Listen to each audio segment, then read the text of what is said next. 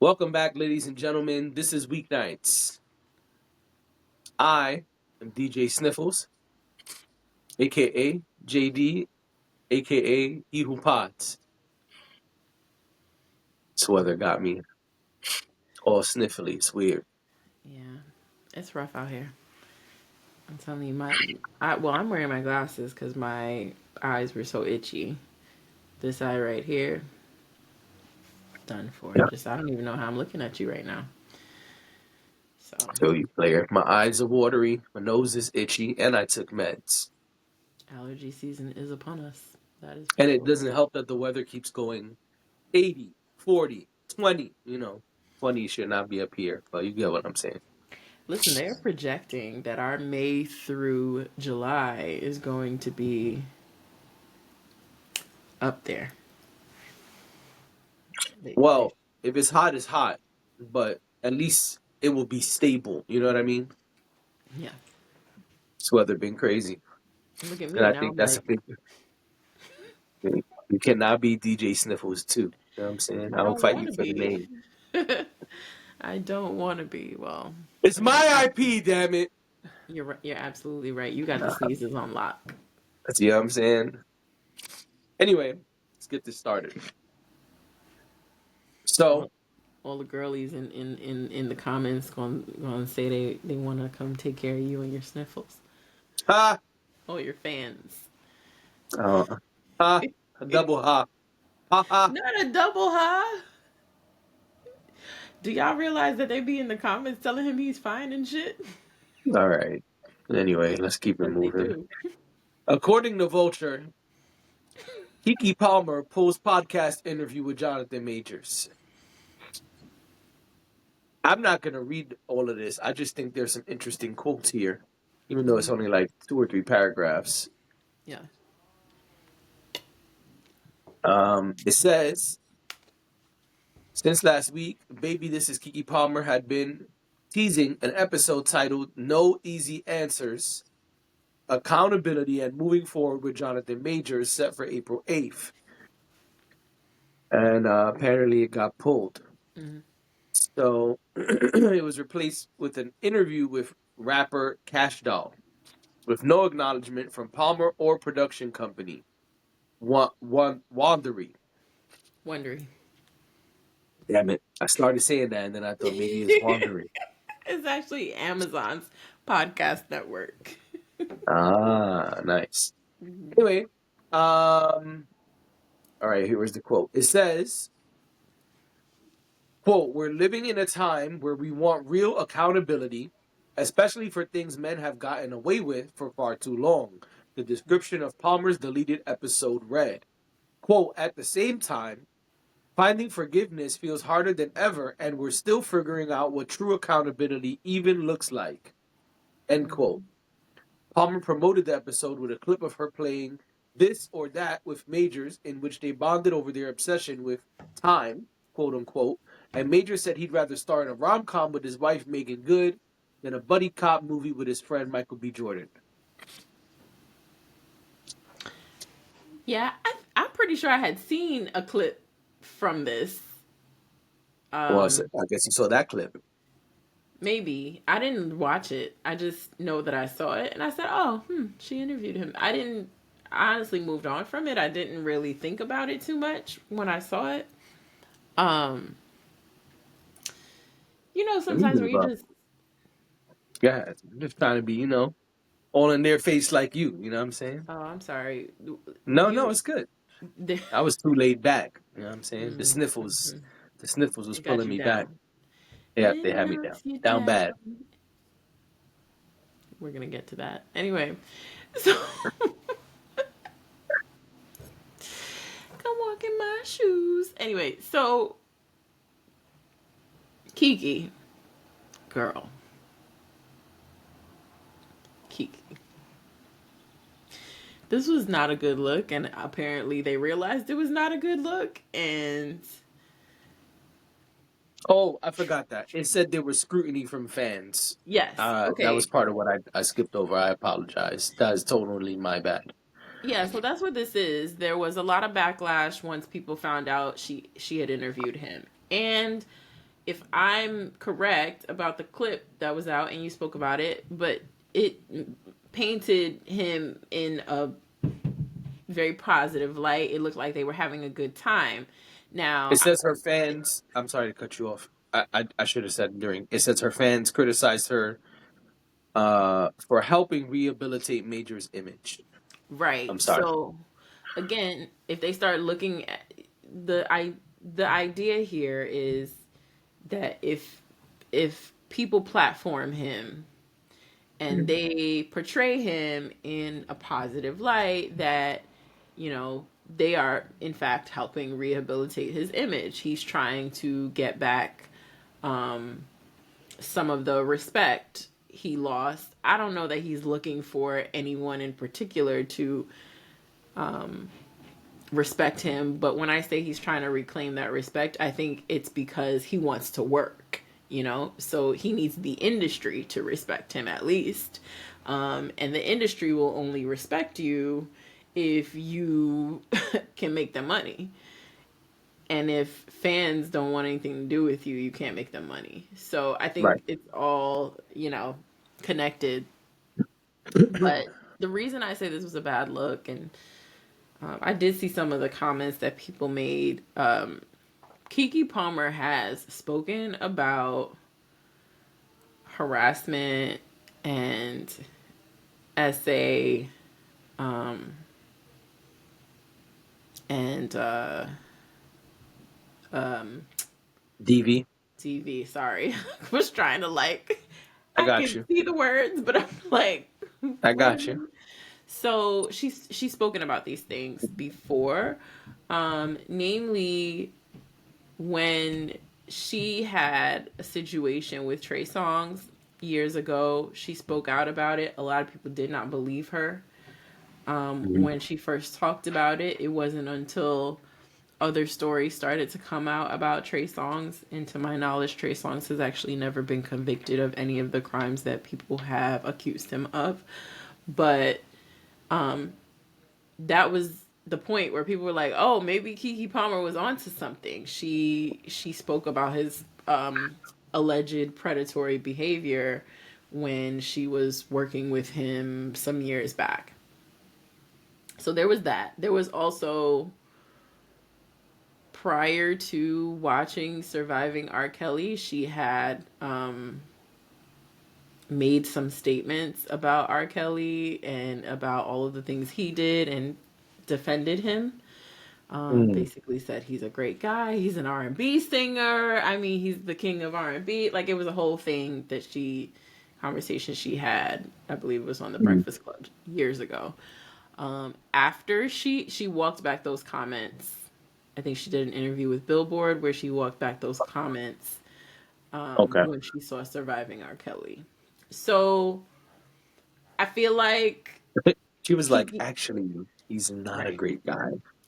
right, but she had a personal relationship with him, so that's notable as well, that she had a personal relationship with him. I'm sure that's where that came from. Not to make any excuses for her, but I guess that's why she was able to see grace with him. I don't know.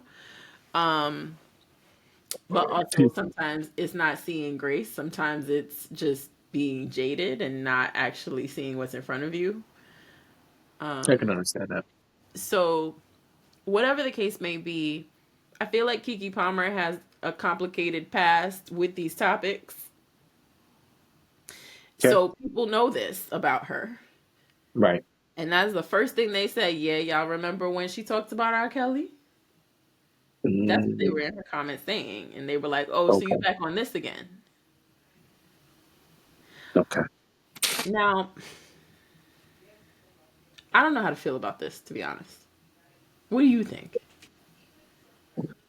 I think it's a weird situation. I think uh I think sometimes in this industry, podcasting industry is what I'm talking about Mm-hmm. specifically. I think people do things that people seek out interviews and moments um that will create uh a buzz, that will create a bigger moment for their platform. And I think sometimes what happens is, my personal opinion, I Mm-hmm. think sometimes they feel good about it until they hear from other people. Mm-hmm. Sometimes that's their peers, sometimes that's fans, and then they're like, ooh, all right, maybe this is not a good idea. Nope. Because I remember, I won't say names, Mm-hmm. but I remember another interview that had got pulled that was really, really highly anticipated, Mm-hmm. and it was being promoted. And a podcaster pulled the interview. And the person who was interviewed flipped out. So much so, I was making a very big public stink. So much so that the podcaster had to come out and say, "Hey, I pulled this relationship where they dumping. What's going on? They over there Sorry. listening to they over there listening to Destiny's Child, Ladies, leave your man at home. right? Even though I said thumping, it You was did, and I jumping. just I was gonna ignore that. So I I wasn't corrected gonna say myself. anything Don't worry because you're about my it. co-host, and I didn't want to It's all call you right. I out got it. in that moment. I know the lyrics, I mean, but can you send me a message in the chat and tell me who you're talking about? Because I really don't know who you're talking I about. sure will. I sure will. Um, so the podcaster had to come out and say, like, listen, I received a phone call from someone I am friends with, and I was unaware that y'all public issue was a real issue, and I can't put this interview out because of the person I'm friends with or whatever. Which I didn't agree with, but I understood they're really not friends; it's industry friends, you know. Okay. But I'll tell you later. I just don't want to promote all of these people. But my point is, the person was in the same position where they were seeking a moment. It was a really big interview that people were looking forward to. I don't know that the Keke Palmer was being looked forward to or not being looked forward to. Mm-hmm. But my point is, this person was seeking a moment with a controversial situation and person, and it kind of blew up in their face in a sense. And so sometimes this happens. Uh, when Kanye went on Drink Champs, that's an example I don't mind using. The Mm-hmm. same thing happened. Nori was very excited, promoting the hell out of it. He always Mm-hmm. maintains his friendship with Kanye West, but it had both very good and very bad reviews simultaneously. Mm-hmm. I think when you have an interview based show, it becomes challenging, which is why I've never been interested in doing one of those personally, because you constantly have to seek people out to make your show happen. And that's going to tap into relationships, and you're going to be in positions where some of those relationships are going to be questioned, and some of those episodes are going to be questioned whether now or later. And I think that's a compromising position to be in, and it seems like that's what happened here. It seems like Keke Palmer and her crew felt good about it until they got that fan backlash and then said, ooh, okay, maybe we shouldn't do this. Yeah. What I don't understand is why that is so impactful. I don't have a huge following. We don't have a huge following. Keke Palmer's podcast is clearly bigger than ours. And so maybe she feels, maybe her and her crew felt this would damage the podcast and its reputation too much. I do think when you pull an interview like that you've been promoting, you should say something though. Um, I just don't ever I agree. understand the thought process prior and after, because if for example R. Kelly reached out and said, "Hey, I'd love to be on Weeknights," that would be a huge moment for Weeknights, obviously. But we would have to think: is this worth the risk? Do we want to do this? And what I don't understand is they assess that, they accept that, they do it and promote it, and then be like, "No, no, okay, I'm having second thoughts." It's not the time for second thoughts. Shouldn't you have had second thoughts mad long ago? Like, that's what I get confused about. And maybe because, again, my platform is teeny tiny. Maybe that's why. But I Well, just there's feel like all. there was mad time in Mm, between you reaching out to them or them reaching out to you. Y'all setting a date to do this interview, post production, promo. Like, there was so much time in between for you to second guess. And that's what I don't understand. I think the problem is, I think the disconnect comes in when you are not distancing yourself from the thing, right? So you can have them on your show. Let's take a show like, let's take someone like Diane Sawyer or Robin Roberts, Okay. to name a black woman. Let's take one of them. They both work for ABC. Both work for Disney in some capacity. They both are very strong interviewers. They've been interviewing people their entire careers. Okay. If they sit down with somebody for ABC Hmm. News, and interview them, so maybe it is Jonathan Majors. I think they were not the ones to interview Jonathan Majors, but he did interview over there a while back. We know this. They're going to have a conversation with him, and they're going to ask him questions, and it's going to be a conversation that is informative, Okay. right? They're not gonna kiki with him, right? They're Pun gonna. intended. Oh, I wasn't even thinking, but yes, I mean, the they're. king of R&B. I know. Um, I just do it, and I'm not even thinking about it. Triple entendre. Don't even ask me how.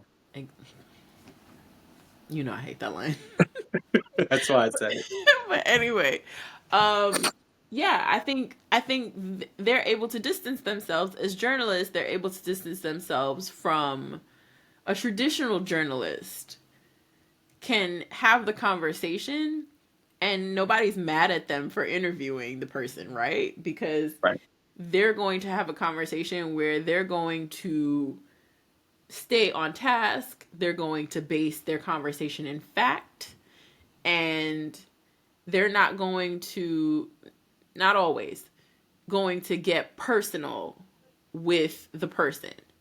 Yeah, The it's a more problem journalistic approach. Exactly. The problem that I think people have with a Keke Palmer or a Nori is that they want to have a friendly conversation. They want to hang out with the person, so to speak. Okay. And that's a different approach to it. And I think people see the way people perceive that is, well, you're there having a good time with Jonathan Majors. Hmm. And you've denounced men publicly for doing things to women. Might not be on the same level. I'm not trying to say that. I'm not trying to compare the situations at all. I'm just saying this is the way people are seeing this. And they're saying, okay, but now you kicking it with him on your couch on your podcast, and you don't have to do that because it's yours. Nobody's making you interview Jonathan Majors. You are making the decision to do this. Right. So we have to, if we're going to hold somebody accountable for platforming him, it's going to be you because you over there cracking jokes and playing a game with him. And that's not what people want to, I don't think everybody's ready for that. Okay. I think it's easier for people to honestly go see a movie of his than sit down and watch an interview where he looks like he's having a good time. I agree with that. So, and I'm not saying that's right, right? Because if you are choosing to accept what has happened and allow him to move on from what has happened, then at some point you got to allow him to do his job, and part of his job is being interviewed, is Yeah. promoting himself. But Yes. people have to make that decision, like what, and maybe you don't think he should be a working actor. Those are the people in her comments, probably. Yeah. The the the opinion is split on Jonathan Majors as far as I can see right now. Yeah. Some people think that he should be able to continue his career after everything that's transpired, and they feel like he should be able to rehabilitate himself. But there are still plenty of people who don't agree with that. Yeah. No, you're right. I think she should address it. I don't think you should just pull the interview and not address it, especially after you were promoting it. Absolutely. I Yeah. wholeheartedly agree. I don't like this thing where you're just gonna pull an interview. We saw a clip from the interview. It's not even like we heard about the interview and then it didn't come out. You released a clip. And you got a lot of nerve to not say anything, not put out a public statement. It better at least be on the next episode of your podcast where you say, hey, this is why. Or even with the Cash Doll episode, maybe you needed to put a little piece at the beginning or the end of the podcast where you said, we decided not to do this because of XYZ. Yeah, I agree with that. I think you got to address it, especially when it's something so, I guess, buzzworthy. I don't have a better term at the moment, but something that's so public facing, and something that's a topic of discussion at the moment. And Yeah. Jonathan Majors is definitely a big topic of discussion at the moment. Yeah. Anyway, Miss Carrie, baby. I'm about to say, tell me about Keri Hilson. Well, everybody knows about. It's not funny. Everybody knows about Keri Hilson. I mean, it's hard not to know that back in 2009, she said some pretty egregious things in a song about Beyonce, and Beyonce is our culture's beloved. So people were Yeah, pissed. she blackballed herself. She did. They basically said, "You will never work in this town again." Yeah, And she was on a good trajectory. I mean, she had been a songwriter for however long, and then she started releasing her own music. And, and it was good. and it was great music. She was working with Kanye. She was working with all the greats. I mean, when you're a songwriter, I always feel like some of these songwriters got the cheat code because they worked with everybody in the industry. So by the time they're ready to make music, they have all these people who want to work with them and help them out. Right. I always think that's really cool. But yeah, she was riding high. I mean, I loved that music. Yeah, that project. I mean, I think she Down. only has one album, if I'm correct, but that one album is really good. Yes, yes, indeed it is. But listen, sometimes you draw a line in the sand. Yep.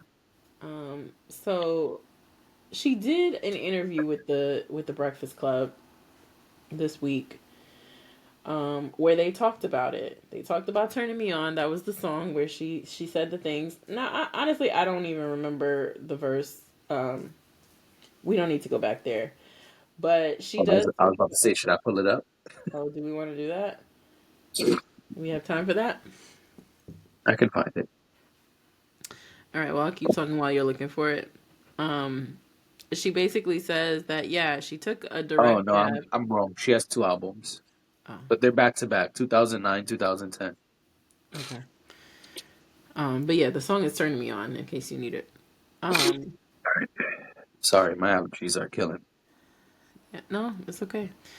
But this says the singer opened up about the infamous leaked remix of her 2009 hit "Turning Me On," which included a verse many interpreted as a direct jab at Beyonce, and unfortunately slowed down her career for years.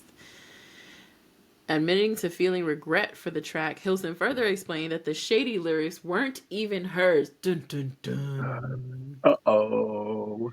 Although she chose not to identify the original writer during the sit down, the mystery didn't last long. Esther Dean, a celebrated songwriter behind hits for some of the biggest names in the industry, stepped into the comment section of the Breakfast Club's Instagram to confirm her role. Let me tell y'all what she said. So somebody wrote, I don't know who this is, Almighty D, wrote, the writer was definitely Esther Dean. Someone else responded and said, and was. Then Esther Dean responds and says, and did. It was a hit. So clearly Esther Dean clearly she was like, yeah, I wrote it and it was a bop. And it was super hot fire. What's up? I mean, Turn Me On was a great song. I don't so was the remix.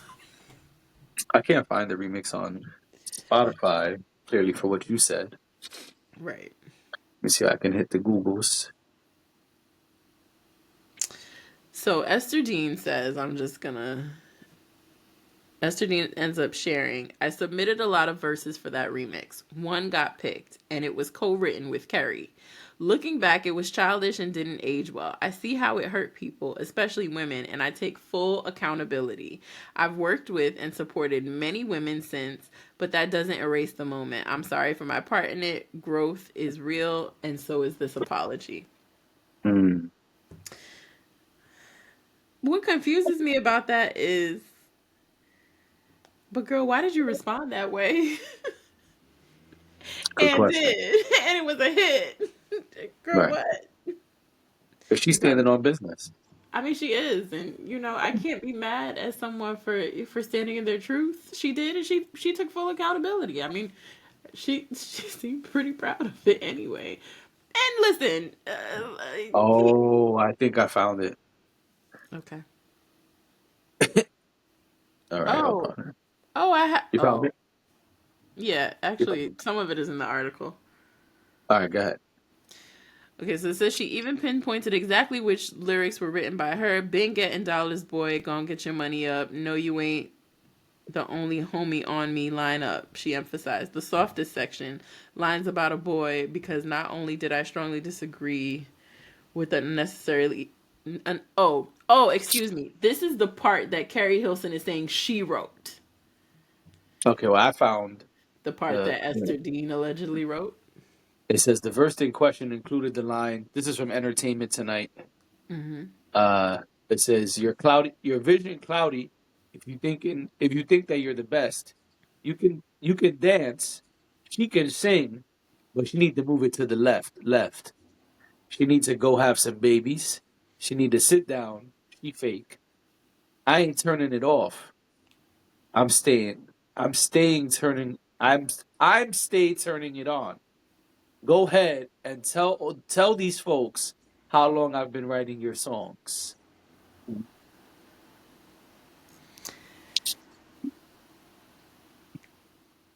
I don't even. I mean, she was talking that shit. Yeah. It's controversial. It's controversial to say that, but that I mean, no, those were strong remarks. Yeah. Well, Keri Hilson responded after Uh, Esther Dean said what she said and took accountability. Keri Hilson said, Dean, I personally don't think this is our fight to have. I've respected you on this matter for 16 years and attempted to do that again yesterday while finally expressing the truth when asked. But since you're coming to the table, let's be clear. You used the word co-wrote. I rewrote 3 lines in your verse, which was the only battle I won in the whole matter. But you weren't there when all this was going down, and we didn't write it together. These lines are mine. Been getting dollars, but okay, so what I just read. Because not only did I strongly agree with the unnecessary hateful sentiments towards other women, and I've never been a fan of the publicity stunt method, I also argued in my trail of attempts that this verse isn't even on subject with the original song, and she puts that in quotes, which is how yeah. I even got those 3 lines on the remix. They were taken from the ideas/lines in my phone that I mentioned in the full interview. You chose to stay quiet for 16 years, but coming out only now when you felt a portion of the heat I've gotten all this time. Mhm. Sad emoji. I Well, think he's it's about to not say some sad. fly shit. It's Like the one with sad. the. It's like the half frown. Still, Yeah, sort of. Yeah. I know which Um, one. I really wasn't gonna discuss this. Come on, Vibe. You just refreshed the page. Come on. By the way, this is this is coming from Vibe's website. I really wasn't going to discuss this anymore, but in that interview, we talked about the backlash of not speaking up for myself. So I just want to finally clear the air respectfully. For those who only watch the clip, I suggest you watch the full interview. Love, prayer hands. All right. Miss Keri, baby. I feel bad for that woman. I got to be honest because people don't get Wait, which blackballed. woman? Keri Oh, Carrie. Hilson. People, people. all the things, and I know this is 2025, and we are living in a different world than we were living in 2009. It's a All the things. different world from where we come from. Rest in peace, Yes, Aretha. it is now, baby. All right, sorry. Oh, because I was about to bust out in the whole song. I know that's why I stopped because I was saying this mother flower will sing the whole song. I will, because I know all the words. What was I gonna say? So Carrie, You feel bad for Keri Hilson. I feel bad for Keri Hilson because I feel like I was gonna use Kendrick Lamar as an example. Kendrick Lamar said some things last year in the name of rap beef, and while R&B is not the same, um, what you put on a song shouldn't blackball you like the way that Keri Hilson was blackballed. Um, Well, the difference is, I agree you shouldn't be blackballed, but the difference is Keri Hilson was a small fry coming at the top dog. Kendrick is a big dog busting at another big dog. I guess so, but that lady lost her career because of some song lyrics. Yeah. All right. I agreed with you that it shouldn't happen. I'm just agreeing, yes, that's what happened. I'm not saying good for Keri Hilson. I'm agreeing with you. Yes, that's what happened. I'm I'm only just saying speaking that's. about the difference in the situation. That's all. I'm just saying that's why I feel bad for her because this what happened to her doesn't always happen. People talk shit all the time in music, and Yes, what happened to her isn't a regular occurrence. I agree.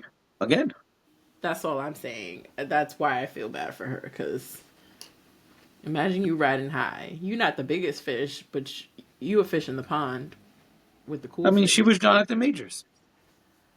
She was on her way. She was on a trajectory to be a top dog, and then an incident happened, and that was that. Disney pulled the contract. I get it. I don't love that comparison, but I get it.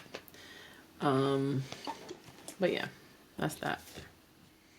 Yeah, it's unfortunate. I'll be honest. What I don't really understand is why even address it all these years later.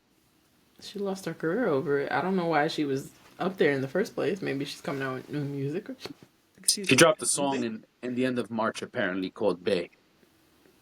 So then that's probably why she's probably trying to promote her music. And I mean, I don't see how it doesn't come up if you haven't really been able to move around the industry in a decade and a half. Right, but the people, but people know what happened. It's not something that people don't know, right? And so that's why I say I don't understand why address it publicly today. It's the opposite of the topic we were just talking about. Keke Palmer did something publicly. We all were seeing promo, etc. It's not the same. Keri Hilson was 16 years ago. It been happened. So that's why I'm saying I don't understand why you even address it today. Because you could piss Beyonce off again. I don't think Beyonce cares anymore. I think back then, yeah. I don't know that she cares today. And I don't think that Keri Hilson is saying anything in defense of what happened. So there would be no reason for Beyonce would look like a bully at this point. She's not doing anything in defense of her behavior. In fact, she's saying it's regrettable and Yeah. that she doesn't even feel like it falls solely on her. Mhm. So I don't. If Beyonce ended up further damaging her at this point, Beyonce would just look like the giant kicking the small fry around. Got it. Okay. That's my opinion. I mean, I don't know. People will probably roast me and say, "Well, Beyonce is a queen," so or some nonsense I like just don't that. understand why discuss it now. I'm not saying you're wrong. I just don't get it. I don't know. I didn't see the full interview, so I can't tell you how the conversation happened. I don't know. Right. Because No, no, I it get could have that. I very get well that. been the Breakfast Club hosts that brought it up. Of course. Yeah, yeah. I know that's possible. I just, it surprises me what people will discuss in interviews. I say that all the time. Like, people get on platforms and just say stuff that I'm like, why did you say that? I will say one thing I totally respect, and I think this is one of the flyest interview moments in hip hop history, is when Cameron went on Drink Champs and was like, I'm not drinking. I got a friend who will drink for me because I know y'all want someone on camera drinking. My friend will drink. I Mm-hmm. will answer all your questions sober because people come here and get intoxicated and say stuff they shouldn't say. And that's the reason I'm here, to address stuff that people have said while intoxicated. I think that was the flyest. And all throughout the interview, they're like, yo, but you don't want a little bit of this? You sure? He's like, no, I'm going to stay sober and clear minded so I can answer the things I need to answer. Yeah, I So dig it. I just wanted to shout out Cameron real quick because I think that's how you should do it. Yeah, I mean, we've talked about the fact that going on Drink Champs is A recipe for disaster. it can be, yeah. Anyway, I guess that's it for today. Uh, this has been Weeknights. Thank you for listening, watching. We'll see y'all tomorrow. Bye.